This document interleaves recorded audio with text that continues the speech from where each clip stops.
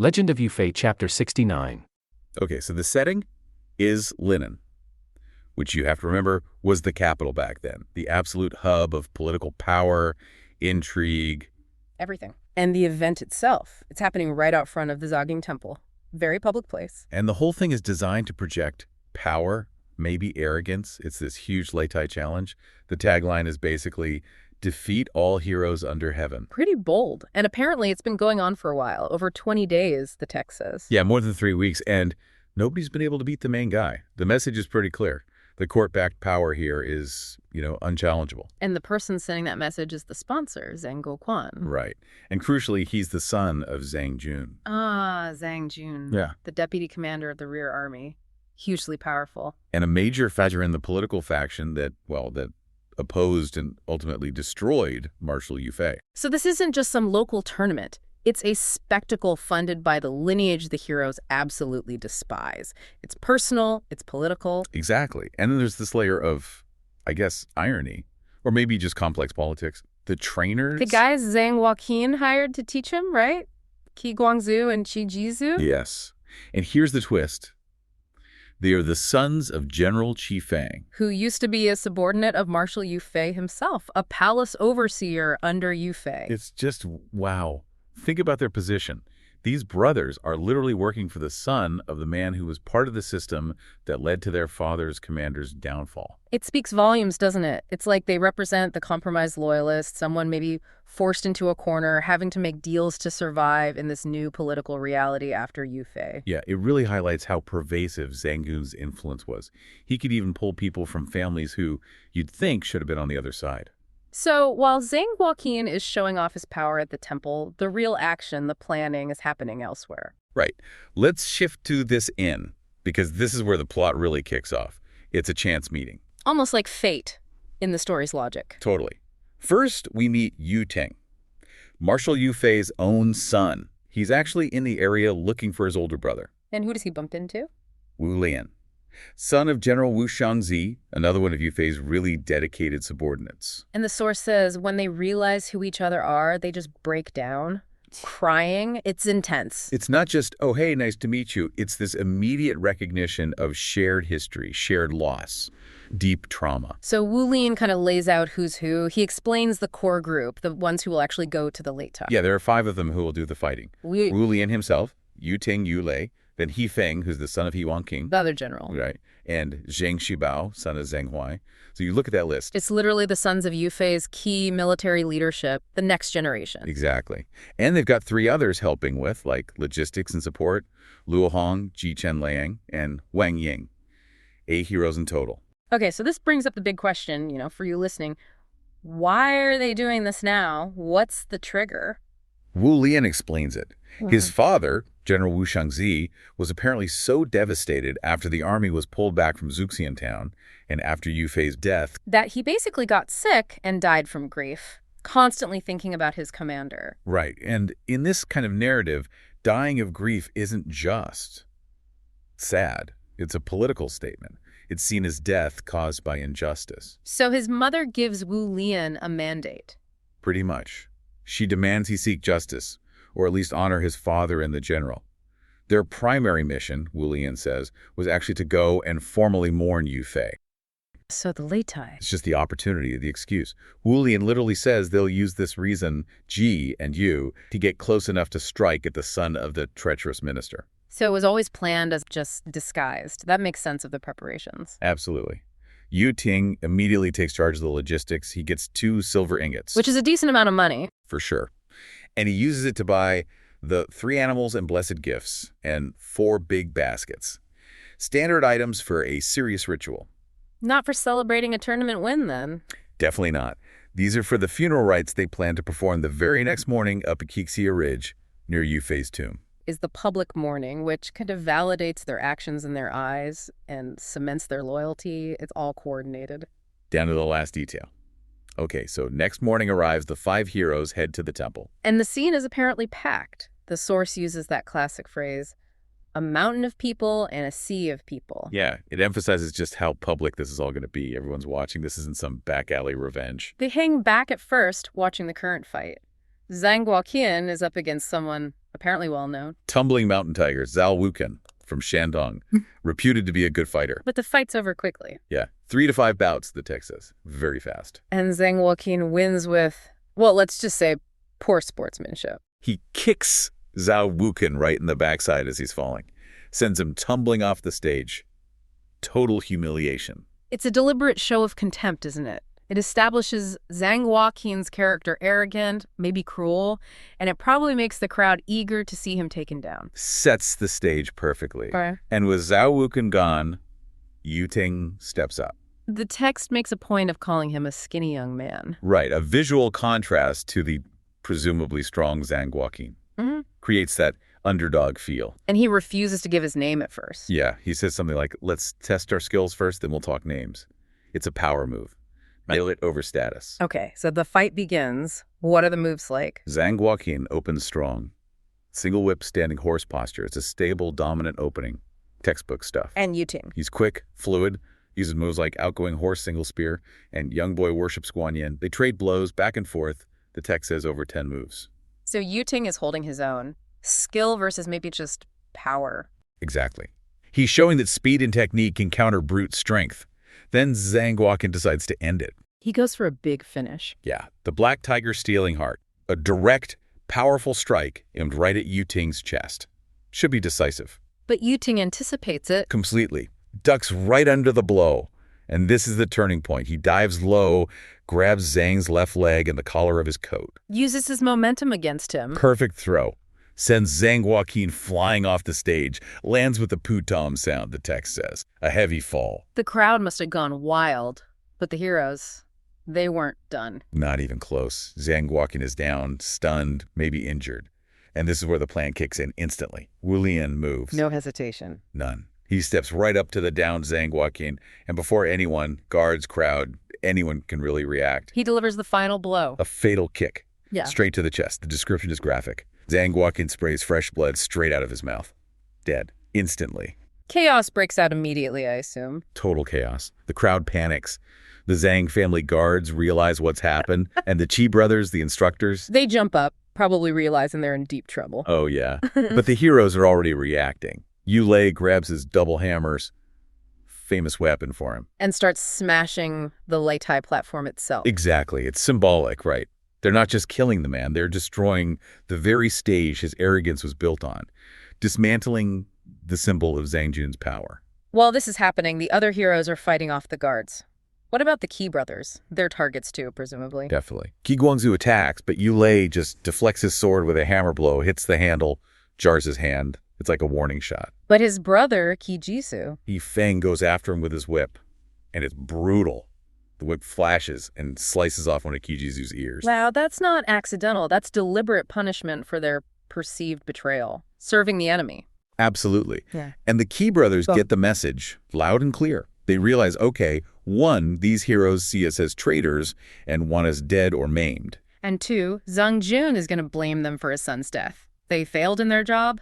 Heads will roll. So they do the only sensible thing. They vanish into the crowd, become fugitives themselves. Smart move. So Right. the 5 heroes fight their way out. Yeah, they manage to break free and regroup with the other 3, Luo Hong, Qi Chenglang, Wang Ying, up at Kixia Ridge, exactly as planned. And they perform the ritual. Lay out the 4 baskets with the sacrifices, conduct the mourning ceremony for Marshal Yufei, burn the paper money. They fulfill that part of the mission, the justification. It seals the political and moral reasoning behind the violence in their view. Huh. What about getting away? Very strategic again. Yeah. They have these 4 house servants who carried the baskets and stuff. Right. They pay them off, tell them to go back to Nexia. And crucially, they tell them to report what happened to Zhong Lishu. Zhong Luoshu. Yeah. Another official known for being loyal, sympathetic to the Yufei cause, right? Exactly. So they're making sure their version of the story Righteous Revenge gets logged through a friendly channel before the official imperial report from Zhang Jian hits. Controlling the narrative. Clever. And then the 8 heroes themselves. They don't stick around. They take off immediately, using a back mountain path, heading towards Yunnan province. Get distance from Linden fast. Trying to outrun the inevitable pursuit. Which brings us to the fallout. Zhang Jun hears the news. He gets a report. Son publicly executed. Hired trainers fled. He must have been absolutely furious. What does he do? Immediately sends 2 commanders with troops After the heroes. But the source implies it's too late, they're already gone. A futile gesture. And the Chi brothers. He puts out warrants for their arrest. They're scapegoats now, blamed for negligence or even complicity. And the big one, he reports it up the chain. Yes. He reports the murder of his son directly to the imperial court, which instantly turns this from a personal tragedy or a local brawl into a major political incident at the highest level. Let's focus on these two guys, Wang Yang and Li Ji. The story paints them as incredibly devoted. After Yu Fei's death, they dedicate themselves completely. For years, right, 2 or 3 years, wearing mourning clothes, eating strictly vegetarian the Changzai, and just praying constantly at temples. Their whole idea was, okay, the human courts failed Yu Fei, but surely the gods, the underworld spirits, they're upright. They must deliver justice. They didn't, or at least not quickly enough. Time goes on and nothing happens for Yu Fei's cause. And you can feel their frustration just building. They start seeing the world as, what's the phrase, a turbid world. A murky, chaotic place where, and this is the line that really hits, the treacherous prosper and the loyal suffer. Oof. That's bleak. That's the moment your faith really gets tested, isn't it? Absolutely. You've poured everything into devotion, and the result is silence.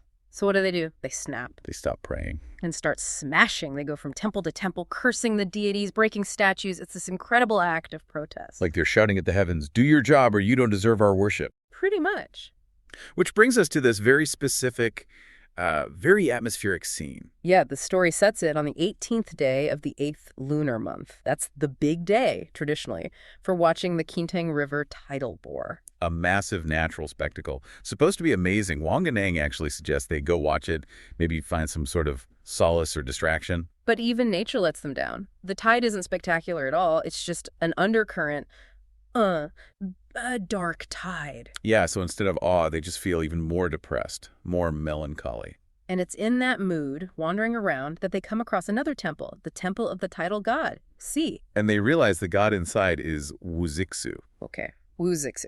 He's a really significant figure here. Historically, a famous general betrayed and forced into suicide. Right, and legendarily he became this powerful, often vengeful water deity, tied to the tides, in fact. So Wang Neng and Li Zi see him, and they basically use his own story against him. Exactly. Their argument is fascinating. They say, look, Wuzixu knows betrayal. He suffered it himself. He sought revenge. How could he, of all gods, ignore the injustice done to Yu Fei? Especially since Yu Fei died serving the nation, not just himself. Precisely. So if this god, Wuzixu, won't act for Yu Fei, then he's useless. He doesn't deserve a temple.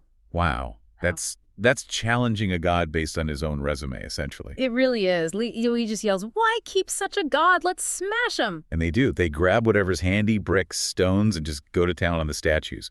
Wuzixu, his attendants, all smashed up. And the text notes this immediate effect, this feeling of relief. Yeah. It let out a bit of the rage pent up inside them. A very physical, destructive form of catharsis. So what do they do after committing divine vandalism? What else? They go get drunk, find a riverside wine house, drink heavily, eat meat again after years of vegetarianism, cry, sing angry songs. Just letting it all out. Yeah, until they realize the city gates, the Ho Chao men, are closed for the night. They're locked out. So drunk, furious, mourning, locked out.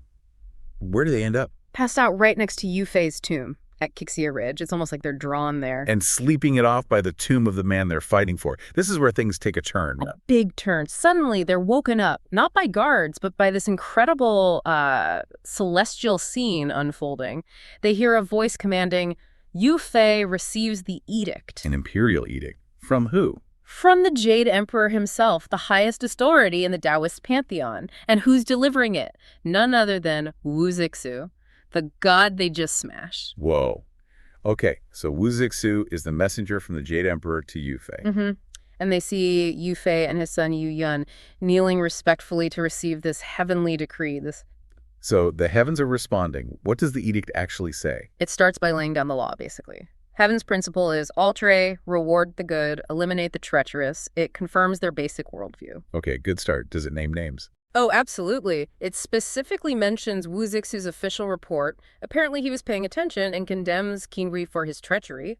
It also names Mokiji and Luo Ruji. Accomplices. Yes, but then there's this stunning detail about Qinhui's wife, Wang Shi. Right, you mentioned this. It accuses her of what? It accuses her flat out of adultery with the enemy general, Wozu Senyu. Wait, the Jade Emperor's official decree includes accusations of infidelity. That seems intensely personal and political, even for gods. It's brutal. It's not just about treason. It's about utterly destroying her reputation, painting the villains in the worst possible light to justify the punishment. Maximum condemnation. A divine character assassination. Okay, what about Yufei? He's praised. His loyalty, his diligence, his family's virtue. His virtue is complete. And crucially, his ghost, his yin soul, is given permission to act. Permission to do what? Full revenge. Not quite full revenge yet. This is key. He's authorized to seek out the traitors and give them warnings, omens. Basically haunt them, scare them. Ah, so warnings first, not the final punishment. Exactly. The edict is very clear. The full judgment, the actual punishment in the underworld, will only happen after the villains die naturally, after their allotted lifespan ends. So justice is guaranteed, but it's on heaven's timetable, not necessarily immediate death. Right. And then comes the most amazing part, especially for Wang Neng and Li Zi, who are witnessing all this. What's that? They are explicitly pardoned for smashing Wu Zixu's temple. Pardoned? For vandalism against a god. Yes. The decree says their actions, though destructive, were motivated by commendable loyalty and righteousness. Their protest was, in a way, divinely sanctioned after the fact. That's incredible. Their extreme loyalty excused their extreme actions. It completely vindicates them. As the vision ends, Wu Zixu gives Yufei something called the Unrestricted Travel in Heaven and Earth token. Oh, like a backstage pass for ghosts. Sort of, yeah. A celestial hall pass. He's now officially empowered to roam and begin his haunting campaign. And does he start immediately? Instantly. The story cuts right from the tomb to Qinhui's mansion, his Wanhua Lu, his flower tower. Is Qinhui reflecting on his deeds? Feeling remorseful? Not a chance. He's literally in the middle of planning another purge. A new meet, targeting the remaining loyal generals like Han Shizong, Zhang Xin. He's caught red-handed, plotting more treachery. Perfect timing for a haunting. Couldn't be better. Suddenly, Yufei's ghost appears, along with two spectral attendants, Wang Heng and Zhang Bao. And it's not subtle, is it? Not at all. Yufei doesn't just whisper warnings. He takes a hammer and strikes Qinhui down. A ghostly hammer blow. Apparently. Knocks him flat. Qinhui just screams, "Spare my life! Spare my life!" Pure terror. So Yufei just incapacitated the prime minister with fear. Pretty much. Then Yufei tells one of his ghost attendants, Zhang Bao, to stay behind and just cause chaos in the house. Meanwhile, Yufei himself zips off to haunt the other traitors, named in the edict Mochizi, Luoruji, Zhangjun. Spreading the fear around. Oh yeah. The story says they were instantly terrified, making vows, praying frantically to any god they could think of. What about the chaos back at Qinhui's place? It's pandemonium. Qinhui's wife, Wang Shi, hears the screams and sends maids upstairs to see what's wrong. Zhang Bao, the ghost, beats them up, Ghostly beatings. causing them to tumble down the stairs screaming about ghosts. Complete mayhem. So who finally figures out what's going on? A servant named He Li finds Qinhui collapsed, still just babbling, "Yufei, spare my life." Smart servant. Very.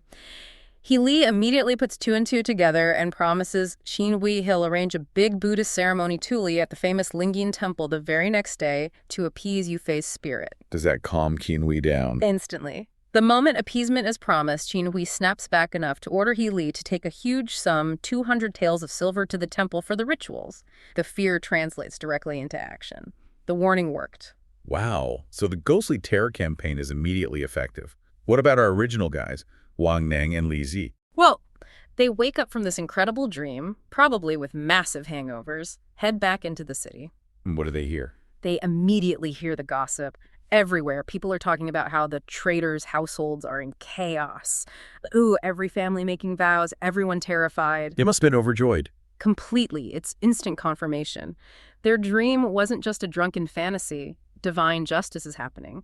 Their faith, which was shattered, is restored in a flash. And what's the first thing they do now that their faith is back? They decide they need to fix Wu Zixu's temple. They pick a date to repair the damage and recast the statues they smashed. From vandals to restorers, all because their prayers were finally answered, albeit in a very dramatic way. Exactly. It brings the whole episode full circle. And the narrative closes with that very famous, very potent moral. Which Which means, roughly, vast heaven cannot be cheated. Spirits are aware just 3 feet above your head. Good and evil always bring consequences in the end. The only difference is whether they come sooner or later. A powerful message of eventual, inescapable justice.